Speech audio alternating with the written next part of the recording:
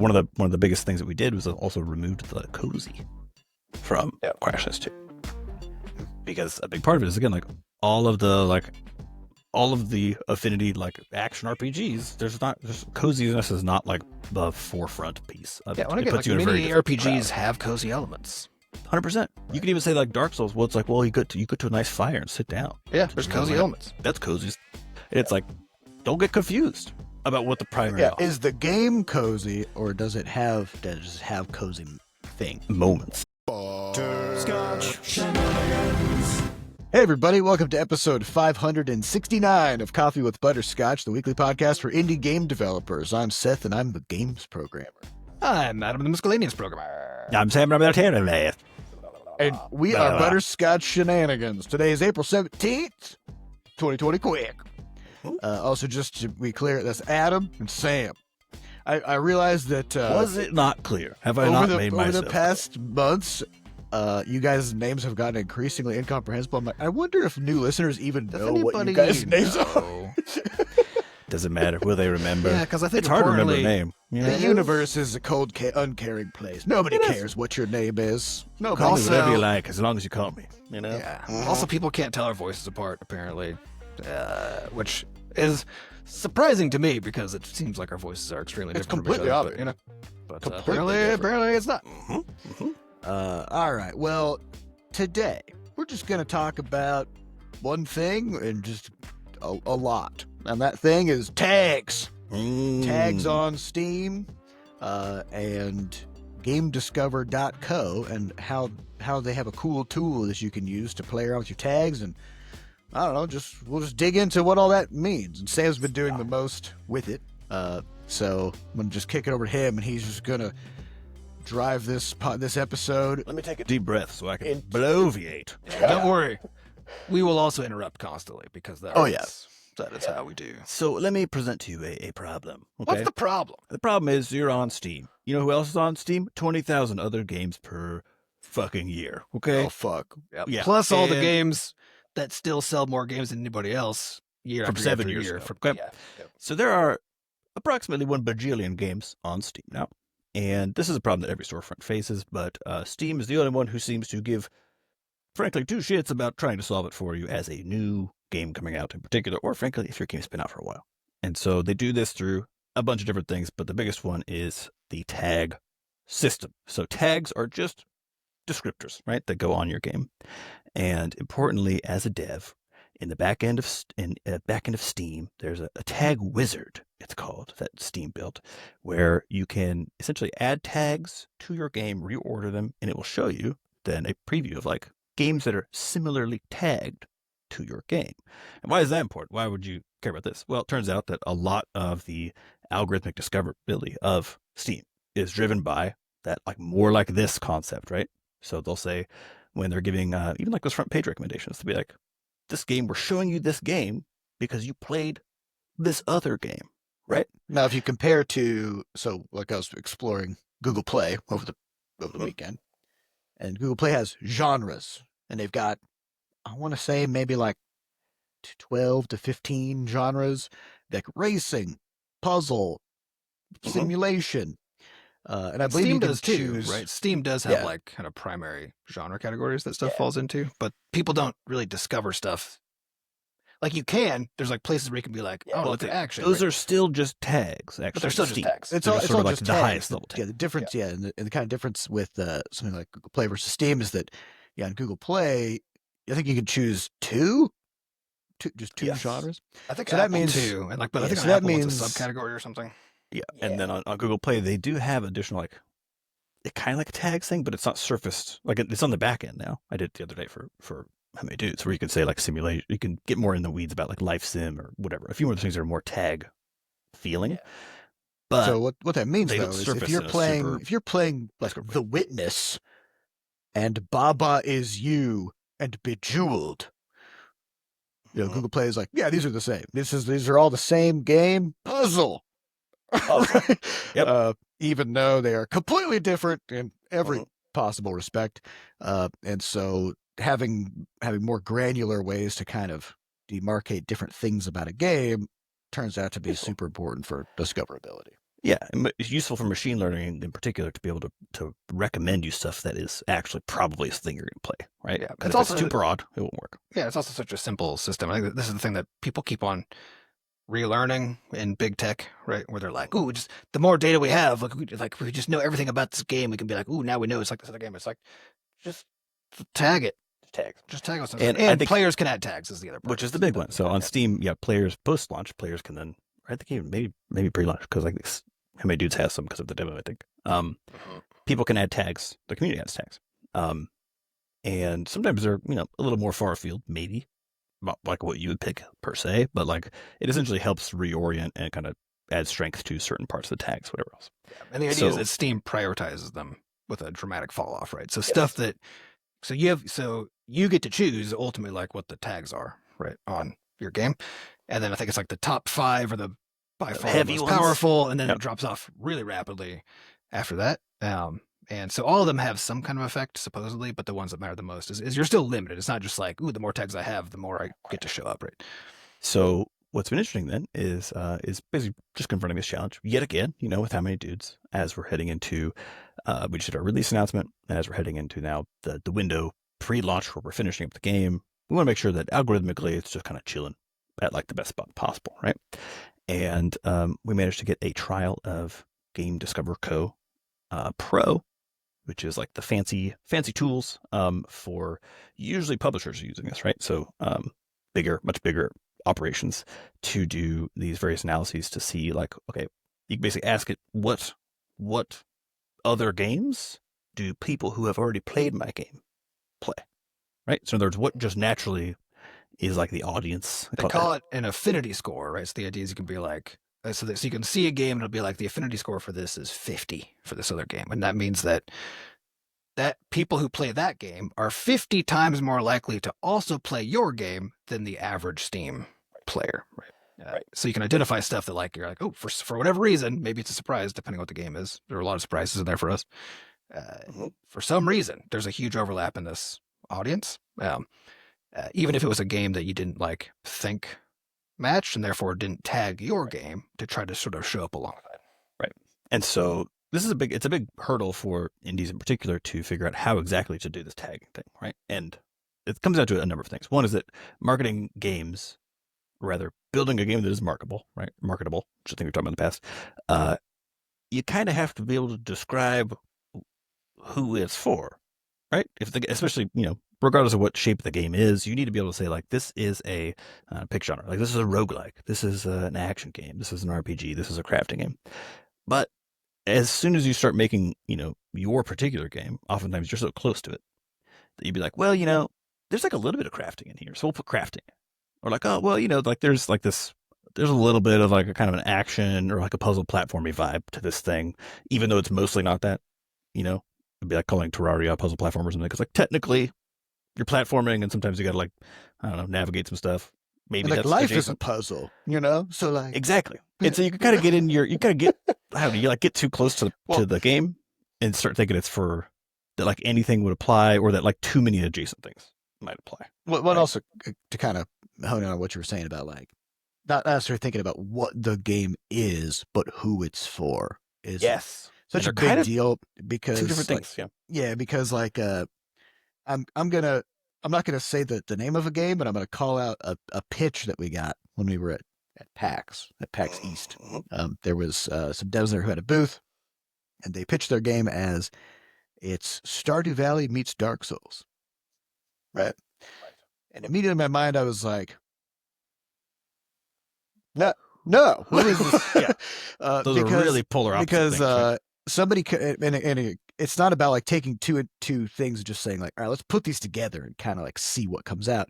You got to be able to kind of forecast ahead and think like, okay, what's that experience going to be like, and who wants that experience? So somebody coming into Stardew Valley is somebody who's like, I want something colorful, I want something wholesome and fun and cozy, life sim and vibrant, and that I can just kind of settle in after like a tough day and just fucking vibe on my farm, and talk to my people in town and stuff like that.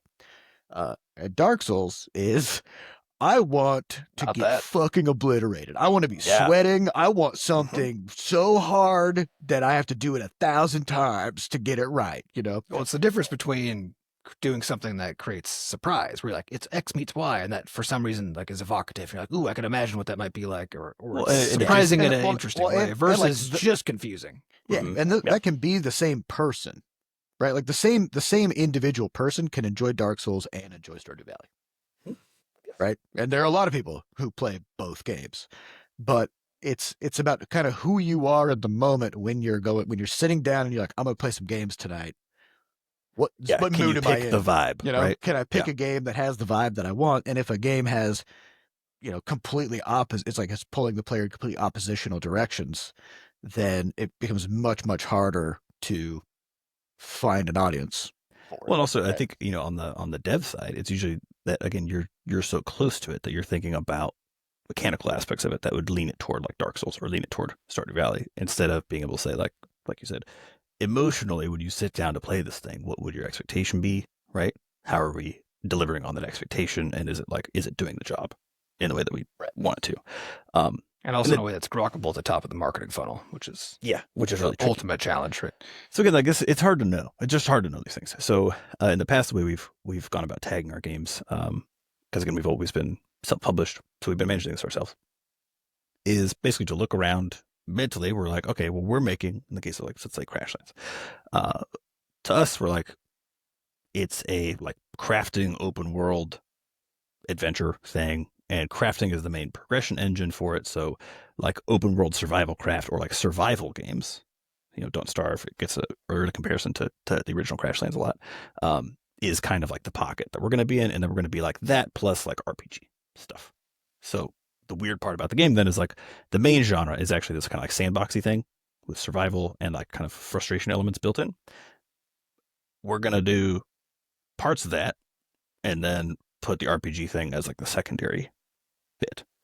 And what's interesting about that is like, look at, we're always learning stuff craft wise here. And so when I put the stuff into like Game Discover Co. and started looking at all the affinities and stuff, the games that were showing up at the very top of the pile were just, they weren't the ones that I thought they were going to be for Crashlands and for Crashlands 2, right? I wasn't seeing the more, like, I know that again we've always pushed it like it's like the RPG, it's the fun survival game, right? But in reality, what we were seeing there was just a lot more people playing like action RPGs, way more. Yeah, so. well, Well, we were correct that it's not really a survival game, right? But since it has the trappings of a survival game, the way that we would talk about it and think about it was it's a chill survival game rather than just being like, no, actually, it's just an action RPG. Is Right. what it is, right? Right. But then with all the changes we made in Crashlands 2, we pushed it further toward action, right? All the control, like the combat's way more intense. Actually, further in the RPG sense too. There's more RPG layers to it, and the world's fixed now, so it's like it is open world. It is, but it doesn't feel the same like exactly as like the original Crashlands. So the original Crashlands was a bit more toward that open world crafting vibe, and then Crashlands 2 is actually a bit more toward the action RPG side, and it was interesting looking at that Affinity thing, being like, oh, maybe part of the challenge in that we've had in terms of like always with Crashlands is just like figuring out how exactly to talk about it was kind of just starting from the wrong initial like vector. Well, Right. I think we felt this during Crash's 2 development is like we really wanted to push more on the narrative side and the handcrafted world aspect and stuff like that. And the action, right? I mean, like all the sets And the action like and all that. Yeah. Yeah, and like the crafting really just pulls in an opposite direction to those things. Like if you say like, oh yeah, we got this interesting story we want to tell, and this cool item that we want to give the player as a result of this story, but then we have to ask 1,000 integration questions like, okay, but like resource wise, what are we going to ask this player to go do? Like, what kinds of trees can the player chop down, or what are the ingredients to make the thing that the player will have access to at this point in time? And if I think about something like my favorite RPG, which is Baldur's Gate 3, right? Mm-hmm. And how like that game, even though it's not framed as like an open world kind of survival-y game like ours is, it has a more open world, it feels like, than Crashlands 2 because you can just go to a place and just the story Do some the stuff. story just The goes, story right? catches up. Doesn't matter that you can't like craft a certain type of pants. You know what I mean? Like you just Mhm. go there and the world just responds to you being there. And the problem with the crafting is, it's a sequence of ingredients that you kind of build one after the other. Right. And so it kind of creates oddly the crafting, which is normally part of an open world type of thing, when you put it in the context of a story, it forces things to be more linear, which is then Right. tough. Just in order to manage the complexity, right? And so, it was really interesting looking at that, and like you said, kind of looking at the tags a little bit more, uh, less because we've already decided how it was going to be, and more like, okay, but what is the audience thinking when they are tagging a game like this, right? So one of the most fascinating things that came up affinity wise is just like hack and slash games. We're actually a lot of really good hacks, so even like Hades 2 in particular, weirdly high affinity with Crashlands 2, which Hey, was still not. has crafting and right. That's like That's the thing. And so it's like all it that was stuff things in- like mentally that game has never been related to me. There's only But one game that we ever get compared to, which is Don't Starve. yeah, right. But I would You agree, know? it is much more similar of an experience to something like Hades Hades, yeah. than it is to something like Uh, Star. it's not a roguelike, I don't know. I but feel like it's the action it's RPG like aspect. it's like floating in a no man's land between the two. I don't know if I would say it's like closer to one or the other. It's just like kind of just doing its own thing. I don't know. Yeah, it's a weird Yeah. blend, right? But I think what's interesting and then was looking through all that data and being like, oh, okay, so we can try some stuff. And the nice thing about the Steam system and these tags is like, you know, one is that because of however you've tagged the game in the past, you have like things naturally get, of course, reinforced. So people who find your game through Sandbox or through open world RPG tags, or whatever else, uh, are going to then tag it in the like you're setting up the frame for them, right? Yeah. So you have to be careful in your interpretation because the tags will be, I guess the impact of your tags will be biased by, as Sam said, What they've been. what they already have been. Yeah. And in the case of Crashlands 2, that's even more intense because of the fact that it comes from Crashlands 1, right? Which had a particular lean toward it.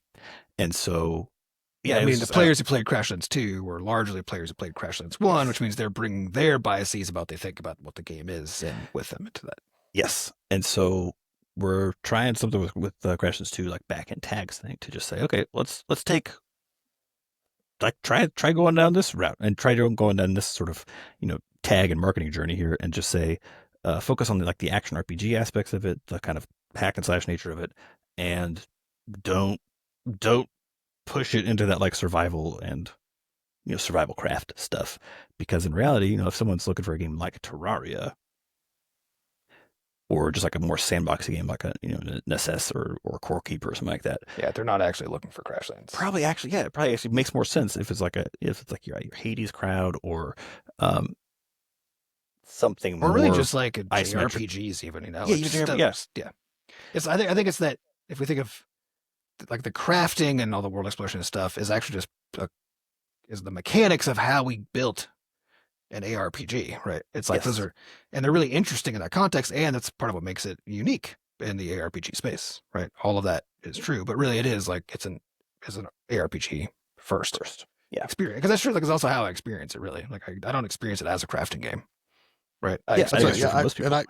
I enjoy the scramble mode of Crashlands 2 more than anything The else. roguelike, yeah. Where it suddenly becomes sort of a roguelike. And the funny thing is is at a certain point, like, because once you play through the story several times and you know the beats and everything, then the story just kind of becomes like a thing that you fast forward through to get to the action, Yeah, so kind of speaking to like that, like Dark Souls meets Stardew Valley thing, of like combining like action and crafting and narrative. Yeah, And narrative and like RPG and survival have always been a problem Yeah, for us. and trying to respect all of them is like it doesn't necessarily. I mean, I don't think it makes for a bad game, but I think the tricky part is it makes for a game that's hard to figure out how to position because it's just got a lot of things going on, and like one of those things might appeal to one audience, one of those things might appeal to another audience. Right. And it also, I think, importantly, and something that I think the part where we more fell flat because I think the design of it is really it's a great game. Oh, the game is experience, really good. Yes, the game is really good. Yeah. but in that marketing layer, we're trying to figure out like we still think of it as like it's all of those things, right? And Yes, so 100%. when we're marketing, we're trying to figure out like who would believe it the most that it's one of the particular things that they like, right? Rather than basically saying like, still ultimately like any given game is like kind of at least from a marketing standpoint, because like you're very limited in what you can convey and what somebody can understand, right? So from a marketing standpoint, you're really limited to like a particular fairly specific kind of an angle on What's it. the joke? It's like say one thing or say no thing. You know, it's like you can't communicate that much like total complexity about like any given game in even a screenshot, like a sentence, whatever else. You know, it's just so lossy. So picking which of the highest level parts of that to focus on is really hard. In fact, I found it. I was like, I mean, we did do a lot of analysis on this stuff, and before again using it's like predetermining, saying like, okay, in our minds, what is this game, and then going up and looking up similar tags or similar games, pulling tags Seeing how and they're making tagging. yeah, setting. So we've done this in the same way. It's just starting from like a dev viewpoint on it versus then in the case like now using the game discover data, starting from the audience viewpoint and seeing just how big of a delta there might be, you know, between those two things. Yeah, but that only works because of the whole like affinity score concept. Because that's where you're like, oh, actually, I thought that the comps for this game that I'm making are these ones, right? But according to player behavior, it looks like again, noting that there's a lot of bias in the data, right? But according to player behavior, it looks like it's actually this, right? Mhm. And there's no way to get access to something like that normally, right? I'm not, and I have no idea where the hell Simon Carlos is getting this data because it's pretty accurate for our games. Yeah, it's you know? weirdly accurate for our games. I think they're using some combination of like the achievement data that's public. Like there's all sorts of weird ways that they can some kind of inference or something. yeah, inferencing. Right. Yeah, But a challenge with this though is that you can only get an affinity score for if people are already aware of your game, right? yes, Because you have to have enough people who have wishlisted it already or who have played it or whatever before there's any data to look at overlaps, right? So this is a really challenging thing to use pre-launch, it's unless a chicken your and egg pre-launch problem. Oh yeah, unless your pre-launch plan includes the ability to have already a significant number of wish lists, so you can start looking at that kind of thing. Well, so and there's two particular things I want to call out, and with Crashlands 2. So one was basically yes, this shift to like action RPG focus, and also including like hack and slash, which again, when you're as a dev who's like designing games, you might have I have a very specific opinion about what hack and slash means, which means essentially Diablo. It's just like if it's Diablo flavored, that's what it is in terms of combat. The reality is that like the tags, it's almost like a slang, right? Like the tags have vibes. They're vibes. They have a slightly different meaning than you'd suspect, right? In a lot of different ways. But I think it's also because on Steam you can have so many tags, right? So that fact is what makes it so that everything gets to kind of they start morphing a little bit over time, a bit, right? Because it's actually the combination of tags that gives you the overall flavor of like what the thing is. And so one of the biggest things that we did was also removed the cozy from Crashlands 2, because a big part of it is again like all of the affinity like action RPGs. There's coziness is not like the forefront piece of it. Well, again, It puts like you in a very many RPGs have cozy elements. 100%. You could even say like Dark Souls. Well, it's like, well, you go to a nice fire and sit down. Yeah, there's cozy elements. That's cozy as fuck. And it's like, don't get confused about what the primary is the game cozy, or does it have cozy thing moments? Yes. And more importantly, would someone who's saying I want a cozy game pick your game over other games? Stardew Valley. Yeah, who are more cozy forward. Yeah, and I think I will say one of our sort of design pillars for Crashlands 2 was the idea of diversity in game experience. Of saying like, if we look at games that have really long shelf life, like a game like WoW, right? You can jump in and you can play that game in 50 different ways. So it can be a hobby because you can just socialize, you can just level a character, you can fish, you can work on professions, you can go do mythic raiding, which is insanely difficult. You can do PvP. I think we referred to it internally as like levels of engagement, right? Yeah, like different ways to play. Yeah. Yeah, and being able to play at different levels of intensity or in different mindsets, like if you're kind of like we're saying about the Dark Souls Stardew problem, right? Like if I and they added housing. So it's like if I just want to just fuck around and like play with my house and make a cool cozy scene, I can do that in WoW, but also I can do all these other things too. And that kind of thing gives a game longevity, right? Because especially if it's a social game, right? Then like you have more reasons to stick around and then you hang out. But as a game becomes more things, it still needs to have like a primary appeal, to kind of bring people in. And then those secondary things kind of keep them there. But as a dev, it's very difficult to sort of like put all this time into, for example, like the base building in Crashlands 2, right. and then like not really mention it and not really talk about it a lot as an important part of the game, even though it is. If it turns out that the audience isn't showing up for that specifically, they like it once they're in, but it Correct. doesn't Yeah, matter to that's them. different. You know? Yeah. So- Yeah. It's not. It's basically the idea you of wouldn't giving choose it- people a full, holistic experience, right? Because that's what makes a game really good, right? Yeah. But you cannot describe that experience, and even if you could, a person can't grok it when they're trying to find. They're looking at a store page, being Well, like, and "Is on this the a game note- I'd be into?" And you're like, yeah. So on the note, like we still include like base building, right, in the tags. So we still have that one in there. So, but if you again, it's a question of like it's not super high up. It's like toward the bottom. Because it's like if you were to ask the question like, would someone who is very into who is like, I want a base building game, would they be like Crashlands 2 no? It's like it has it's a feature, Yeah. not I would say not like the, top level. RimWorld is like a base building game. Like that's Sure, yeah, the whole yeah. game is you build a base. yeah, but it's similar Uh, to every category except for ARPG. That's true, right? Like if you want a narrative game, are you going to play Crashlands 2? No, we're going to play something with a much more involved story. We can make a lot of decisions and whatever, right? It's maybe true for, even like, a visual any novel, like something novel, that's yeah, just- exactly. Well, yeah, action RPG, yes, 100%. It'd be like Yeah, if you feel like Something playing about- an action RPG, like Crashlands is on the list of things you could consider going and playing, right? So yeah, super interesting. Then looking through Crashlands 2, and then turned over to look at how many dudes, right? Because that was actually the original citing point for it. Was just like, oh, make sure these tags are good before we head into this next spell. And it's kind of the same thing happening there, right? So It with was how many, closer than like it. Yeah. Like I don't think we ultimately departed that much in terms of like which games we're showing up next to, right? correct? It was sort of just refinement Well, to tweaking. push out a few things, and to try. It's always a question of like how much are certain elements the key to the thing, or are they just sort of like incidental? And again, the base building, I think like the base building of Crashlands or the crafting of Crashlands is one of those ones where it's like you would think that it would be more top of the pile in terms of like what someone's coming for, but it is actually toward the bottom. And so again, look at these affinity scores for how many dudes, and we're like, okay, we're mostly in the right neighborhood.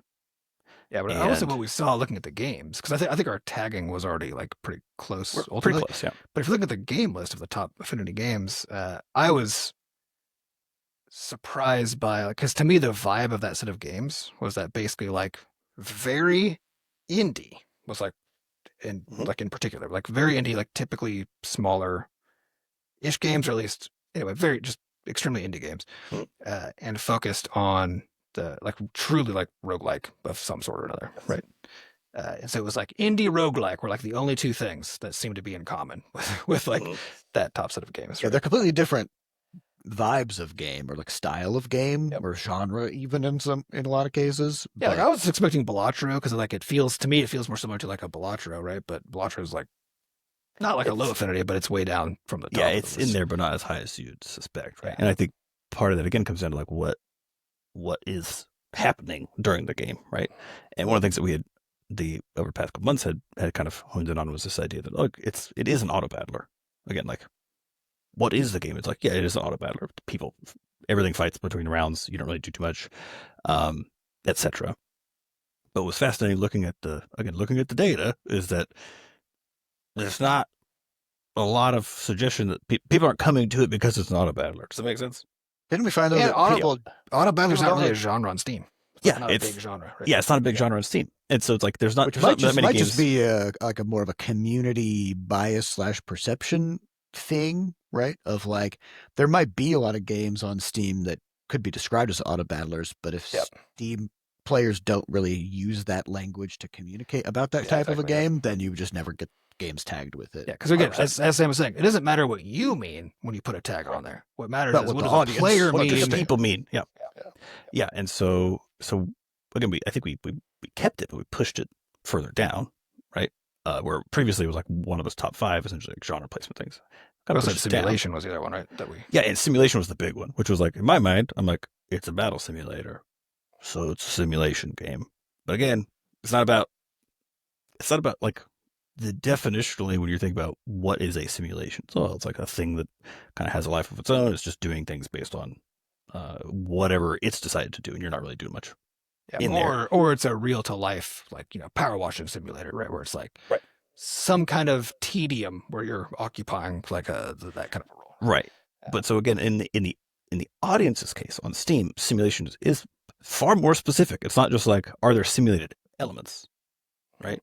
In the same way, like Crashlands 2 has a far more complicated simulation than How Many Dudes does, actually, right? But you would not call it. But it's not Factorio. Even Factorio, I don't know. Do you call Factorio a simulation game? I don't think so. Well, it's really, like you. All Power games wash are simulator. all It's games are sim games in the sense that they're Exactly. simulating something. Yeah, exactly. Yeah. So this is always a problem. It's like you start thinking about it, and you're like, well, I mean, What does it even Yeah. mean? what does it mean? I And mean, so- to be fair, there's been a long-standing argument for like more than a decade online about what even a game is. You know what I mean? Exactly. Well, like that was what was so funny about this is like, you'd think we've been doing this for a while, right? You'd think that you'd be kind of locked in on like, I know what things are in my industry, right? Things change, you know? But again, like, things yeah, change. they're morphing all the time. Yeah, so But it's the language weakness of the changes. concept of a genre, right? Which we also talk about, right? Is that the concept of a genre is it's to give you its purpose is to give you a vibe. That's Vibes, it. yeah. That's all it can ever do, right? Because it's an attempt at categorizing an effectively infinite space of things, how things can be, right? And every label that you put on it, like, cuts out, like, there's no such thing as like a label that perfectly intersects with your game from a genre or any other standpoint, right? Because if there was, then any games with that label would actually be the same game, like, so ultimately what do you do- you can't succeed at accurately understanding. it's all lossy. It's all lossy. Yeah, it's right? all very lossy. Well, if you're making something new, then what? Like something that is pretty different from the anything thing. that's been out there. You know? Everything is, except for like asset flips, right? Like everything is new, right? Like, Or yeah, but I'm saying so if you have a game like so somebody cloned How Many Dudes, put it on Google Play. They called it How Many Guys. They literally ripped several assets from How Many Dudes. yeah, mostly it's just they used AI to. They just kind Create a of bunch of- AI slopped their way through it, and stole a bunch of our IP. Shit. Yeah. Cool. But they flagged it as like they call it like How Many Guys Survival Arena. Or So they idle kind- RPG. And I was like, oh, is that like a thing? It's a thing on mobile. It's a framing on mobile. It's not a going on. But yeah, I've never personally heard the phrase survival arena, right? Which is kind of accurate to what Yeah, something that's like How Many absolutely what Dudes it is, which is like you're fighting through several arena battles back to back and trying to survive as long as you can. Again, it's accurate in terms of when you're saying putting those two words together. Is Right. what someone means when they like genre wise. Well, I don't know. exactly. But the thing is, like, because that's not a common term, we can't use it. But it might become a common term if How Many Dudes goes really well, and a lot of people play and start to like talk about it and like if more games get spawned, like for example MOBA, right? That wasn't a concept. There was just Dota, which was Defense of the Ancients, and then League of Legends appeared. And again, there wasn't a word for it at the time that League of Legends appeared. There was like, oh, it's a game like Dota, but it's League of Legends, right? And then over time, as more and See more more of them. games started popping up trying to replicate that success, then that's how genres get born. And then, But it's and also then much later, language appears to describe that type of game, but that language didn't exist when the game was first there. Yeah, Yeah. but it's also you can see the platform specificity too, right? As in the sense of like, if They you are do different. like if you peruse mobile and look at the free to play section in particular, right? Because everyone's trying to do sort of search optimization because of the absence of things like good tags and stuff, right? Then titles are really long on mobile, right? And it's always some title : search. Lots of terms, genre right? stuff. Yep. And the search terms are like all genre shit, Mhm. and a part of that and because people have to bake genre into the names of things on mobile. Which we right? did with Levelhead as well, by the way. Yes, we did. On Steam. Yeah, because but that's what everybody else is doing, right? So we're trying those things, right? And that does two things. One is people start exploring that space because now they're trying to have the name of the thing be less prominent than what somebody would be looking for, right? Which means that the stuff that's like floating towards the top when you're looking for things is stuff that has actually been doing that kind of successfully, right? In the sense that if you are looking around on mobile and you're seeing like these genres you've never heard of or thought about, or that on Steam aren't anything, then who knows? Yeah, so on top of then, figuring out how to just talk about your game on something like Steam, you have to recognize that there's platform specific audience differences in even the same genre words, which means that it might be our approach on mobile for describing how many dudes might be literally completely different to how we'd like tag it on Steam, right? Because of again, it's not like about what we said, say it is; it's what the it's- audience understands, right? Yeah, and it's easy as a dev to think like it's the same person. If a person is playing on Steam and then they pick up their phone and then they're looking at their phone, it's the same person. Why do you have to use different language and different framing to pitch the same game to the same person? And you just have to, because as soon as they switch contexts, their interpretation of everything shifts, their mindset shifts, what they expect to see shifts. Even, and we talked in the past about price points, right? Like you can have the exact same game on Steam, exact same game on mobile. You cannot charge the same price. You just can't, because the expectations are different, right? Yeah, so there is that kind of. It's easy to trick yourself into thinking that none of this matters, as a dev, because people are people and they don't transform into different people when they change places. They do. They transform. Or even if an individual person doesn't, the vast majority of a population on a particular platform, they're not the same population. It's not the same. Like the Steam to like mobile. Yes, there's a big overlap there, but mobile is literally thousands of times larger, right? In terms of just like it's not the total audience, audience, right? Yeah. So like the overlap of people who game a lot on mobile who also game on Steam, right, is a small fraction. So you really are like it's just different audiences when you different audiences, and so it's not about, again, it's like you think you're saying one thing, but you might be saying something else entirely, and that's kind of like that was what was just fascinating about getting some of these extra tools that again aren't about just like us guessing first and then sort of piling up stuff that seems related and then being like, okay, yeah, so we'll just kind of rip from those, but kind of going the other way, going player first. And the last one to talk about then is we did all this like over the last couple of days, so we'll see where like if this is all good or it might be trash ideas, but I'll report back on that in a couple of months. But the last one we did was look at Levelhead, which was also fascinating. But frankly, more fascinating than the other two, because the other two, at least, like I would say in Crashland's case, it basically was swapping the main focus from like open world crafting to action RPG, but still keeping the open world crafting elements, right? How many dudes? Kind of the same. It was like, okay, just refining the focus. We were roughing the ballpark, but kind of fucking it up a little bit with like putting simulation in there. Doesn't really track, right? Levelhead was just all over the fucking place. Yes, platformer, yes, like precision platformer, puzzle platformer, like all those words in there. But when we were looking at, again, affinities, when I'm thinking about Levelhead, we were thinking about Mario Maker. We were thinking about Battle Block Theater. Which isn't on Steam. Mario Maker. It's not on Steam. Right. We're thinking about Battle Block Theater, a couple of those other games, like kind of in that vein. What we were not thinking about is stuff like Ultimate Chicken Horse, right? Which is, again, it is a 2D platformer. You can play it with friends. It's like its whole thing is about being like a party game. Although I do remember Ultimate Chicken Horse coming up.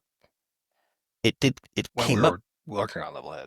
Yes, it came up here and there when we were talking about like how some of the just the feel of the co-op worked and stuff like that, right? So it's in there, but we weren't, as far as how we were trying to originally tag the thing, we were focused more so on basically the combination of like precision platformer, level editor, and then from there it was kind of just a weird soup of other stuff. Programming was in there, music was in there, yada yada yada. again, turns out all those tags mean very specific things. And so most of them were just like clouding up the reality space as far as like when we look at like the more like this thing originally, yesterday when I was looking at this, it was just like, it was just fucking random for Levelhead. Like just all over the place. No, very few games that I didn't recognize most of them, you know? So as in the games that popped up as being like Similar. games that Levelhead players also play. They're not games like Levelhead, right? Yeah, and this was on like the Steam Tag Wizard side. Yeah. And then we look at the affinity data, and it was like, okay, first was like, okay, remove some of these ones that actually like literally don't make any sense. So music apparently typically applies to like music games. Again, it's like in Levelhead you can do music stuff, which is why we put it on there, which is dumb because it's not, again, you don't say like, okay, I want a music game. Would I play Levelhead or Guitar Hero? You know, again, so obvious, but also you're like, Obviously Levelhead. Yeah. and then like same thing with programming, because like you could do a lot of programming in Levelhead, but similar problem. If I say I want a programming game, am I going to get like a Zachtronics, like Opus Magnum thing, or am I going to get?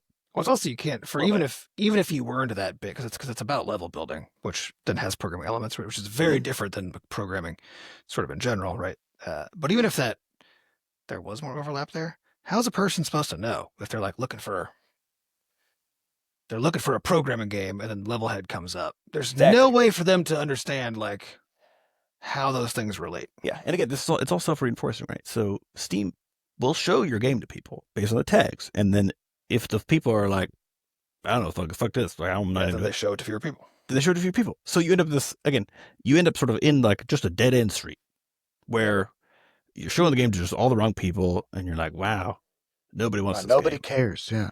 Yeah, and it's because you decided my game's for everyone. Literally everyone with every interest. My game has a little teeny tiny morsel for them, right? Or which even, means again, nobody is for nobody. Nobody cares. Or even it's like even if even if you have some of these core things about your game. So again, like to me, open world and like crafting stuff is like a core part of Crashlands 2. But when the audience is necessarily like thinking about, again, choosing a game to play in that dimension, is that the dimension that you like is most forward and that would be most appropriate for them to actually be thinking about the game in, or is it like action RPG? So in Levelhead, it was fascinating then looking at the affinities. Once I removed some of this like random shit, was what games just suddenly popped up, which moved us from sort of like a precision platformer wasteland, frankly, into like 2D and like party platform games. So again, like Ultimate Chicken Horse, Battle Block Theater got kind of pushed actually down. It's similar, but in there, things like that where it's like you even like I think one of the Jackbox games comes up because it's family friendly, which is like also rare for games on Steam, right? And so what's interesting though is like market size wise, like party platformer games are way more popular than like precision platformers. Infinitely more popular. Especially on Steam. Right. And so it's like, yes, it is the case that Levelhead is a precision platformer, but is that what it's about? Is that like is that the core thing that it's about? Or again, like could you just, if you position it a little bit differently, would when the audience arrives looking for, saying like, oh, I just want to play some levels of like a really fun co-op platform like Mario style, like with my kids or something, or with some friends via remote play, then you're like, oh, this game actually is dope for that because it's like infinite variety because of all the level creation stuff, and you can build levels with your friends, right? And so, and it's got the party game vibe of like if you are playing with two people, truly deeply chaotic, right? But even if you're playing by yourself, playing community levels, also hilarious and deeply chaotic, right? Because of the weird stuff people are gonna throw at you. And so it's like, yeah, the timing of Levelhead was really rough in terms of like coming out with Mario Maker on the heels of Mario Maker. But you got to wonder, okay, maybe looking at that affinity analysis thing, if it's like, maybe if you positioned it more like a party game thing, where it's about hanging out with your friends, and there happens to be this level editor where you could build these for people, right? When you could have like these crazy adventures because of all the different power ups that come through, like all that things. If it would end up being one marketable, right? Because I'm thinking about also the shorts we made, which were about like just doing levels. None of them are about co-op, right? So big question there is like, if you made a short that was like showing the chaotic nonsense happening in co-op Levelhead, Would it?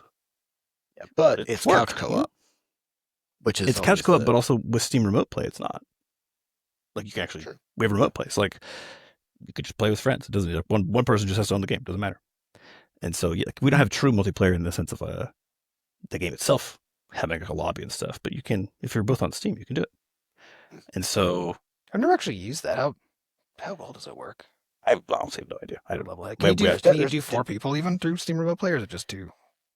I don't know. We haven't touched it in 100 years. We I should can't- probably okay. We should play test Levelhead using Remote Play Just to check see it what out. happens, and then just grab some snacks and videos while we're doing it and post them. See if anybody. I kind of want to try it because I'm Let's try like, it. because again, it's one of It'll those be things where fun at worst case scenario, you know. worst case scenario. I think what was just so interesting about it was like thinking about it through the lens of, okay, again, you are the dev, you have decided initially, you try to decide who the game is for.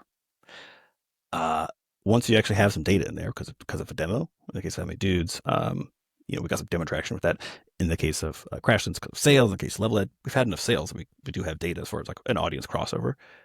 And then you ask the question like, was I correct? And so far, I would say our answer has been more correct, actually. The most correct with How Many Dudes as it has ever been, which is hopefully a good sign. Yeah, Um, but it also, How Many Dudes, like, it's got a lot going on, but it is also like the most The straightforward. more straightforward. Yes. It's really doing kind of one thing, right? Yes. And even then, versus- we were wrong enough. Yeah, it was You still know what I strategy. mean? Yep, yep. So I think it's Well, like, no, I would oh, argue fuck. that like Levelhead is also doing one thing. I think, but to speak to the question of like, which thing, though? Yeah, Right? that's what I mean. Yeah, It's like, like, it's which, not to your doing point, like, Well, the thing is, what it's doing is it's trying to be an alternative to Mario Maker. That's what it's trying to do, right? But the problem is, if you're talking about like who is a game for, not just what it is, right? Yes. And if at the time we're like, well, we looked at Mario Maker and we're like, well, it was popular on the Wii U, which nobody has, right? And there was no sequel planned, so in our mind we're like, okay, there's gonna be a bunch of people looking for Literally, a this game kind of like experience. this, and this kind of game doesn't exist. But you have to kind of double check yourself and say, are they though? Like, are those people actually looking for a new game like this, or can they just keep playing OG Mario Maker forever and they wouldn't actually give a shit if an alternative Well, appeared? And importantly, like if you're looking at like an alternative idea there, the question is, can you make an alternative actually to Mario Maker? And the answer, at least so far that we found, was literally no, because it's not, because there's a Mario in it. Yeah, exactly. So no one gives a you can shit. make Yeah. a game that's like it, that's better in a whole bunch of ways. And, we get this all the time from the players who are like, wow, this solves so many problems that Mario Maker has. And it's like so much better. and by in all these design on different ways. purpose, right? Because we built it to be a better Mario Maker. That was exactly what we were trying to do. Yeah. Right? And so, yeah, but it doesn't matter because some games are about the IP, right? Yeah. And basically any Nintendo title of any sort is about the IP first, and they also, make good games on top of it. But you can't take anything that they have done and be like, yeah, let me just take that out of the IP. Right. But get the same like genre, get the same kind of Make game. a game like Pokemon, but it's better in 20 different ways. It's not Pokemon. Nobody gives a fuck. Yep. So it's like, I don't know. I guess, yeah. Pal World, I guess. Well, But no, that's that's because Pokemon. they stole the IP. That's true. So- Well, not only that, but Pokemon they, with guns. Yeah. That was the whole shtick. but you know? literally they didn't- Pokemon. they didn't make a game just like Pokemon. They took the concept of the Pokemon and then they did a whole bunch of And new they shit. made But it look like Pokemon. But again, Because- because they made it look so much like that, that people could be like, it's close enough. I'll Yeah, so play it. it's just interesting. It's like, we've always been talking about like making the game is one whole set of incredible challenges, right? Both from on the creative side, the technical side, and the like QA and deployment side. Marketing it's just another fucking thing that you got to figure out. And it's interesting to see now, having like run through this analysis, that like even having done it for a long time and with multiple games over the years, right? It's not like this is our first game with How Many Dudes. That you can still be you'll always probably be a little bit adrift from what the audience, like who your audience actually, like at the end of the day, probably is, right? And again, I'm not saying that these tags are going to, like the changes we've made are going to end up like exploding anything about level head or whatever else. That's probably not going to happen. I think hopefully we'll see some movement there. That game's got not a lot going on, so should be able to tell something's happening. We've also already like nuked the price on because I guess we're just selling for $5 now. $5. It's $5. Which also makes way more sense as a party game. Yeah, because then you and your 3 buddies can buy it. $20 total. Yeah. Make levels for each other, whatever. And Yep. so, but I think there's, again, the jury's out on how effective all these changes will be. But it was fascinating getting access to this, like, way more complete tool. And then looking at some of our stuff and just being like, wow, we're off the mark. Bit of a whiff. A bit of a whiff. And it's, I don't know. Nailed it, whiffed it spectrum. Nailed the execution of the game, but definitely whiffed. Yeah. Everything so around. I'm really curious to see how it turns out because I don't know. I'm hoping to be very humbled, I guess. Like, I'm already humbled in the sense of like feeling like I did everything wrong, but I'm hoping to be far more humbled in the preceding couple of months to see an effect on any one of these and just kind of see if that. And the effects will be slow too for something like level, because level head is already not being shown to many people, right? No. You got to wait like a couple months. You got to do a couple sales and see if it starts. We got to get some traffic on it so that Steam starts to resurface it, but getting traffic on it's still a struggle, right? But I do want to like similar. Did you also like think about like the titling we're doing for level head, because we have like the whole. I haven't adjusted anything else about level head in particular, but I think if we're reframing everything with this like rationale, like updating the short description and changing the tweaking the title might be today. I think might be a smart thing to do. Yeah. That's also potentially true for. Like something about Crashlands 2 I've always wondered too is like it's called Crashlands 2, right? It is a sequel, and we also know that like Steam gave us a pop up at launch for Crashlands 1 players, and that was it, right? And most of our wishlist traffic came from Crashlands 1 players, right? And it's just squarely positioned as, hey, this is the sequel to this other game, right? Like that's everything that. They have similar tags, basically, too, right? Yeah, like everything does that. It always makes me wonder too. It's like if we just called it something else, Crashlands, something else rather than Crashlands 2. Which I remember we had this debate forever ago when we were trying to decide what we wanted to do. Like, does it make a difference? Like if it's called Crashlands : something, so that nobody even worries about if there was a prequel. Like I don't know. But I think what's interesting is like both ways, because like the first Fallout game I played was Fallout 3. Yeah, me too. Or first Baldur's Gate game I played. Well, and our rationale was that gamers are used to the idea that like, oh yeah, there's new installments of games. They always stand alone, at least enough. Yeah, you can just jump right in, and that was our rationale. But again, there's this audience question of like, is that true for the ARPG audience who's like going to go play?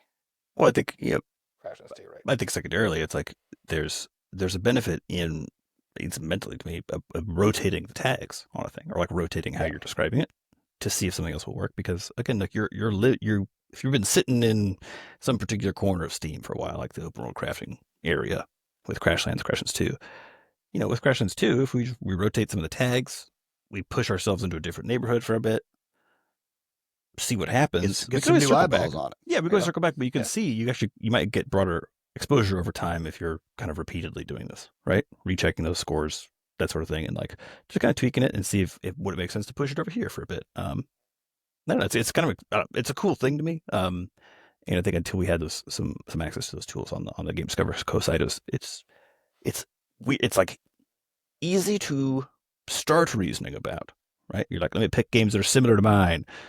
But yeah, well, I think it's like all of this. I think that's again, there are so many curses in all this process, right? But I think ultimately, it's so easy to come up with reasons. Yes, right. Even everything I'm describing now, I'm like, so easy. Yeah, you could think of it, and I could like if I wanted to, I could come up with any reason you came up with. I could be like, counter, right? 100%. It's so easy to have a reason for anything, right? And so the problem always is having enough data. And data that you can understand, right? Know where it comes from, so you can figure out how to interpret it in a meaningful way.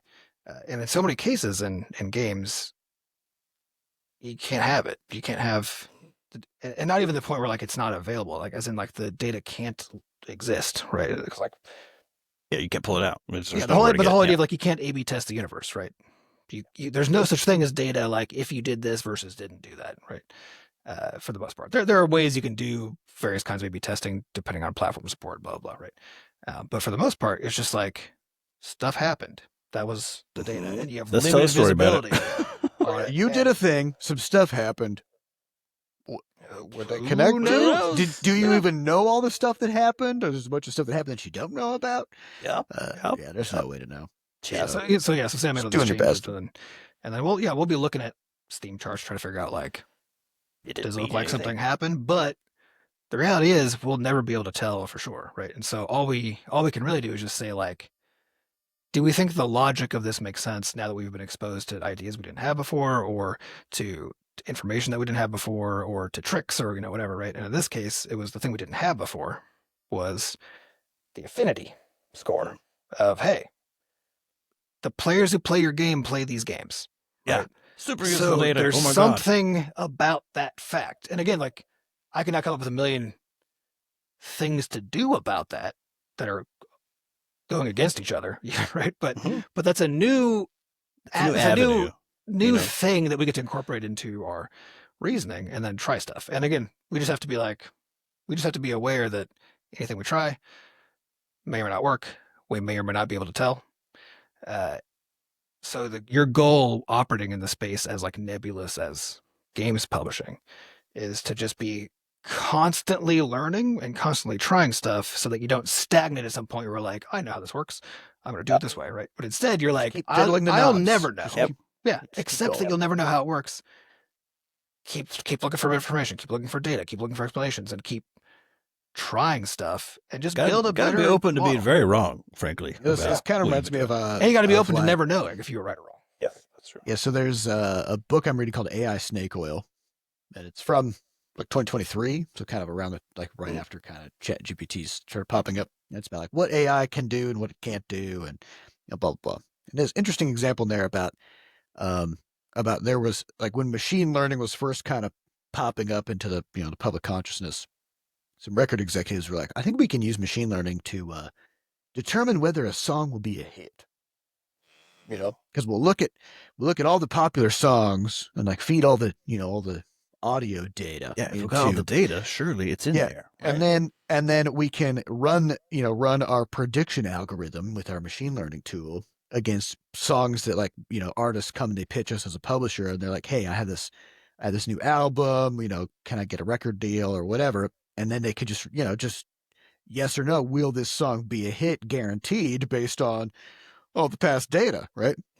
And of course, it was no better than a coin toss of predicting any of that, because one of the things about hits is it's like fashion, right? Like it's cultural, it's cyclical, it's there was that- self-changing, There was like that related study, which I don't know if we were talking about. I just heard about a few days ago, and I have no memory of what the context was, podcast or something. But there was a similar study to that where somebody was trying to figure out like, is the impact of algorithmic discovery and like what's being reinforced on how a person perceives stuff was like the general idea.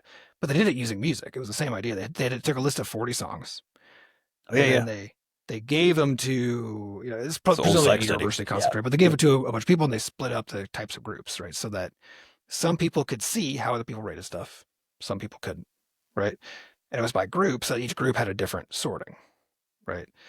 And what they discovered was that when people could see the scores, right, then factors unrelated to the song, like clearly, because it was with like 18,000 people, so it was a pretty large sample set.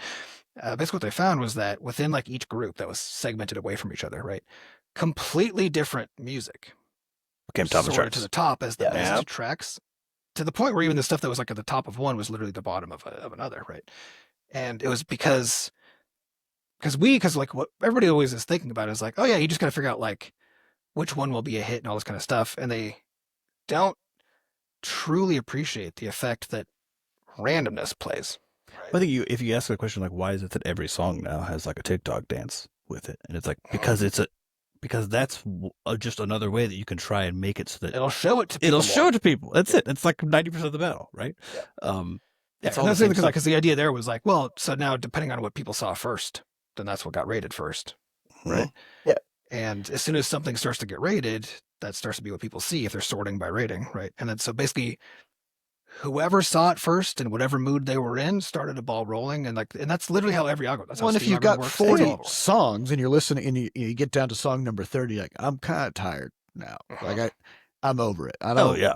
3 out of 5 stars. Who gives a fuck? Moving on. Well, I think that's part of it. Is like there's always these randomness factors in here, right? And so even with the case of How Many Dudes, like How Many Dudes demo launch went insanely well. There is luck involved in a lot of that, right? There's going to be, as far as like who picked it up actually, who told a friend. I mean, we saw some streamers who were like, "Oh yeah, my friend told me about this." What if the friend just didn't fucking text him about it? Yeah, that's exactly it. Well, and that's the thing too. Is like people like don't like the idea that there's a 2-part, right? That they want it to be a meritocracy, where it's like, oh, the better I get, the more success I get. Right. Not how it works. But they also want it to be the case that they have some control, right? And the thing is, both of those are elements, right? As in, like, the thing still has to be good enough, right? Yeah. That it becomes the random success. You still have to be good at it. You still have to do all the things. You still have to like do all the things. You have to do all of them well. But doing all the things does not guarantee anything, unfortunately, like on the back end, right? Because of all these factors. And so the reality is, like, we're talking about like How Many Dudes, or tagging stuff. Even the episodes around like the How Many Dudes, a couple month there or so, we're talking a lot about the demo and how that was going. There's a lot more, like a lot of views on those, right? Because of that was when there was a lot of stuff popping off. And it's funny to think about the fact that, like, if we just didn't get a couple people picking up the game in that window, then you'd be saying a different story about how this all might be going. Yeah. Right. We would have a different understanding of like success of How Many Dudes, who it's for, what makes it, if it's going to go well. We've been doing very different things right now, right? Yep. I don't know. It's just we need post hoc rationalizing why the stuff that we did led to the outcome that it did, even though we did. And we would have done the same exact precursor actions in both scenarios. And it's simultaneously true that all that also happened by design and because of the stuff. Because our ultimate thing that we did there, the decision that we made that paid off in a much bigger way than we expected, was we don't want to be the bottleneck for marketing our own game. Therefore, let's get a demo out so that we create the opportunity. It was about opportunity, right? So we create the opportunity for other people to discover it and market it for us. That was why we did that. That was the whole intention. It just worked way better than we expected. Yeah, strategy still makes sense, frankly. Regardless of the So again, that's the whole idea of like, but it might not have worked. Yeah, that's the idea where like it is the combination, and you just have to appreciate, or I guess not even appreciate. You have to understand and believe how big of a role stuff outside of your control and random chance play. And I think that's you get to create the opportunities if you are constantly thinking about. You create the opportunities, but you got to pay attention you look for signals, right? Yep. And I think we talk about that a lot with How Many Dudes, and in particular, this combination of things I do still think about a lot, which is that we put up the store page in August. We had there was like no traffic to it. There's no wish list coming in. No, why would have there been? Right. Yeah, no one knows. Yeah, sure. Why would there have been? But there are other games that put up a trailer or put up a teaser, put up a store page, and they have 1,000 wish lists, 2,000 wish lists within a week. Usually, or more. It's at some point after they've been working on the game for a week. You know what I mean? I mean, usually, usually there's you're not wrong. But if the idea is that the hook is like solid enough, then maybe it would fucking work, right? And so I remember after we put up the store page, and then it was going all the way up to October before we started doing short stuff, and the store page was just sitting there. You know what I mean? Like almost nothing happened. And the whole time, I'm, as we do, reading stories about other indies who are doing stuff, and there's a lot of these stories where they're like, I just put it up on Steam, put the 20,000 wishes right off the bat, just like that. And so again, it's like, is that you have to differentiate between negative signals and an absence of a signal. And an absence of a signal, which is very hard to do. But the whole time we were like, we saw it work when we watched people stream it. I'm pretty sure it's going to go. And then we started doing the YouTube shorts. And we did luckily have other games to do them with. So like we did the Crashlands ones, the Level Head ones, the How Many Dudes ones. And we saw a different pattern in the How Many Dudes ones. Very different outcomes, in terms of what happened on the wishlist site. So we're like, okay, strong positive signal. And you just kind of keep on moving, even though at the time we still hadn't had something that you would tell a story about. You know what I mean? Like that literally didn't happen until the demo. All the way up until that point, we were like pretty sure, using our taste or judgment, that like pretty sure that this has a lot of legs to it. Yeah. But I haven't fully gotten like those big signals that you could again like. No. Right. But we were getting various kinds of others, and I think importantly we had the the very first signal was that we did this for Game Jam, right? Mhm. And as part of that Game Jam is a GMTK. As part of that Game Jam, there's the period where people play games and vote on stuff, right? And we were top 20 something, right? Mhm. But we were the only game out of the top like 50 that wasn't available in the browser. That you had to download it. You had to download it. And so to us, that was a signal of like, okay, so like there's the reason the web stuff is at the top is not because web stuff is preferable. It's because you can just go play it without downloading sketchy software, right? Yep. So the fact that we managed to creep our way, and, you know, and I don't know how many gives were made for that jam. It's hundreds. Oh, yeah, thousands. Whatever. Yeah, huge number of games. And so we're in the top 20 or whatever it was. In a bad format. In an inappropriate format. Yeah. Right. And to me, that was the clear signal. And also, and again, for just a quick sham game, right? So to me, that was the signal where I was like, okay, no matter what else comes next, like we can tell we've got something that people want to play, right? We've got that. The question Well, they must is, be sharing it. That was actually my big. yeah, they must be sharing it. Yeah, Because the only reason you download that thing was because someone somebody told you to. Yeah, exactly. Yeah. Well, and there was that streamer right afterwards where like we Yep, had to convince him, you know, like trust us, it's good. You know, download it. He's like, oh, do I really have to download it? Yep. And then an installer pops. He's like, great, now I got to install this fucking thing on my computer. You know, and then after 10 minutes, he's like, I'm keeping this on my computer. You know, Yep. But like getting him past that point was so hard. It took a lot of coaxing, right? So. Yeah, which is again, there's that important bit again about how much context matters, right? Because you could read that signal and be like, oh, like if the game isn't compelling enough for somebody to want to go download, then it must not be compelling, right? But you're like, no, think about the context. The context is someone playing a bunch of jam games. Yeah. They're disposable, mostly garbage, and they're exposing themselves to risk because they're just getting an executable from you. Downloading some shit that they don't know who So it's like, from. yeah, if somebody doesn't want to do that, Understandable. That's it makes sense. It has nothing to do with you. Because again, you could have put it up and like maybe not that many people did download it, but similar to what you're saying, it's like, is it a negative? Is it a negative signal, or is it just the absence of a signal? And You can never know for sure. You're always just rationalizing, right? But you have to make sure you consciously think through that to try to decide. Like the same with all this again. Like it's about knowing as much as you can, being aware of as much as you can, hearing as many stories and counter stories as you can, so that you just have an ever evolving model of how all this stuff works, and then constantly trying weird shit, thinking and trying stuff, and again accepting that you'll probably never know for sure what worked and what didn't. So we'll have to leave it there for the week. So pretty interesting stuff. That's all stuff that we kind of found by just playing with that Game Discover Co. Back end, which it is pretty pricey. Yes, To get access to. We got trial access so we could see what it was all about. Definitely more of a professional or like a studio tool, you know. Once you're going, but yeah, but that's the truth of it. There's other ways, like I said, there's other ways to piece together stuff like this. But yeah, frankly, haven't done that good of a job of it with all the free tools that we've had in the past. Yeah, but the important thing kind of that we're going through is just kind of like making sure that you're taking the time to second guess your biases and second guess like the rationalizations you have as to what type of game you're making, who it's for, what type of audience it is, and all that. And not just thinking about what you wish were true or, oh, my game's for literally everybody, you know, that kind of thing. Like you really got to lock in and try to find a concrete angle for it. That's all the time we have for this week's episode. We'd like to thank our producers Fat Bard and Sampa Acosta for putting the podcast together, and thanks to our community moderators who keep our Discord running. To get more involved in the Butterscotch community, just go to podcast.bscotch.net, where we have links to the Discord, a way for you to donate, and links to the archives. And if you haven't yet, head on over to Steam, pick up the How Many Dudes demo, wishlist it. It's coming out on July 30th. So we have a release date, and it'll be on Steam, Google Play, and the App Store, all at the same time. So we appreciate that. Thank you all for listening, and we'll see you next week. Bye. Bye.